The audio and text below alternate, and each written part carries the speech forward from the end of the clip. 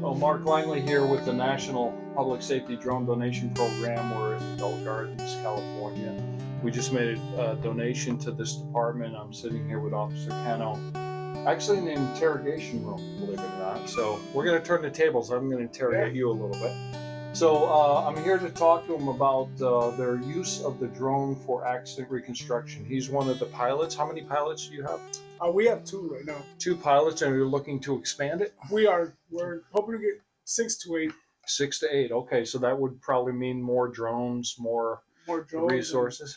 Yeah. So I would like you to tell everybody how has the accident reconstruction changed?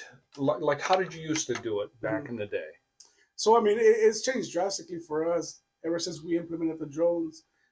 Before we used to have to shut down, the scene or intersections just for hours, and that was because we needed to get some of the gear out there that was required, and obviously that would hinder a lot of our residents and just create a lot of traffic congestion for us. Where that was an added stress, not only for us being out in the scene, but just for our residents and for our city.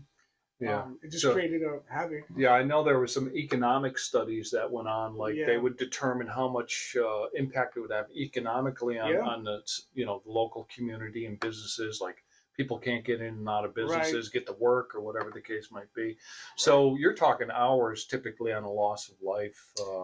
Yeah, I mean we're depending on how extensive the scene was. You're talking about anywhere from maybe 3 hours to about 6 hours. Okay. So typically we'll be looking at about at least 4 hours. So that's documentation, tape measuring, total station, photographs, interviews, things of that nature that might need to take place. And actually that's usually once the scene it's somewhat contained. Yeah. I would say it would be about 4 or 5 hours for the rest of all that follow up and measuring, up until the point that we could clear the actual scene. Right.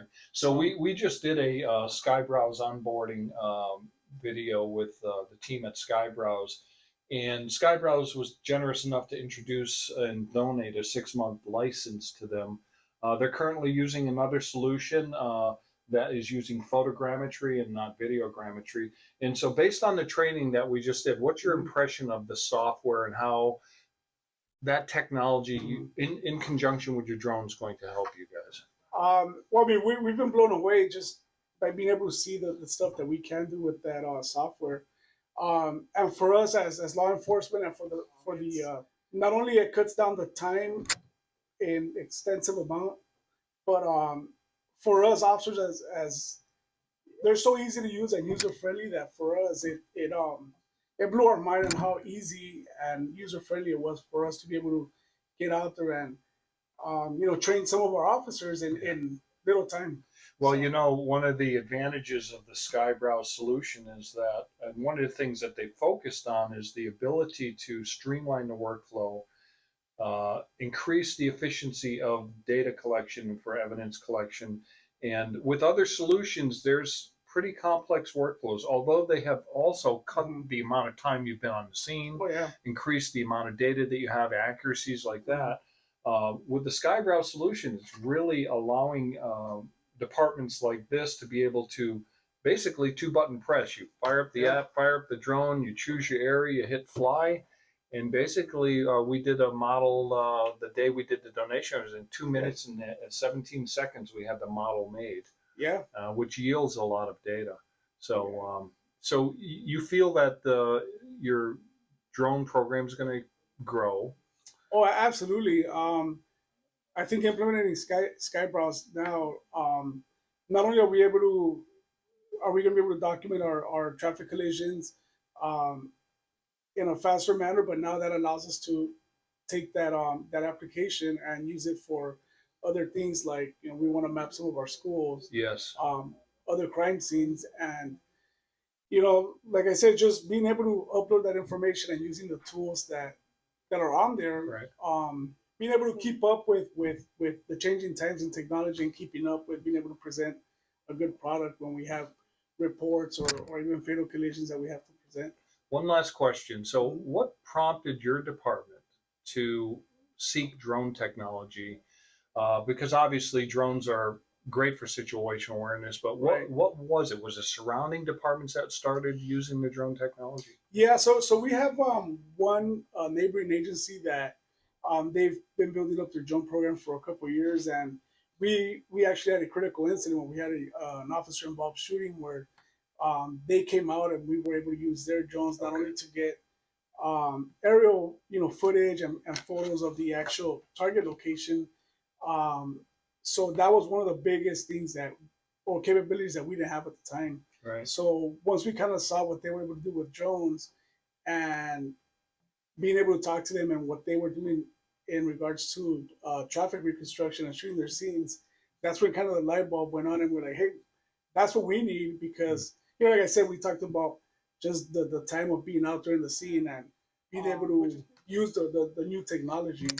Yeah, I know budgets are tight within many public safety Mm-hmm. agencies. There's been a lot of some pushback for especially some police departments, but without the hard work and dedication of these people, society would be so much different. And these drone technology is really a game changer with respects to you have limited budgets, so you have to Mm-hmm. be able to spend your money and be more productive if you can with the budget Yeah. money that you have to spend. And drone technology is just a great way to do that, to enhance it. Thanks to the generosity of Christy Sirtwell, who made this donation, and all of our partners that donate.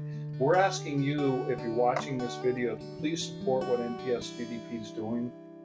Please hit the subscribe button here and talk to others about what we're doing.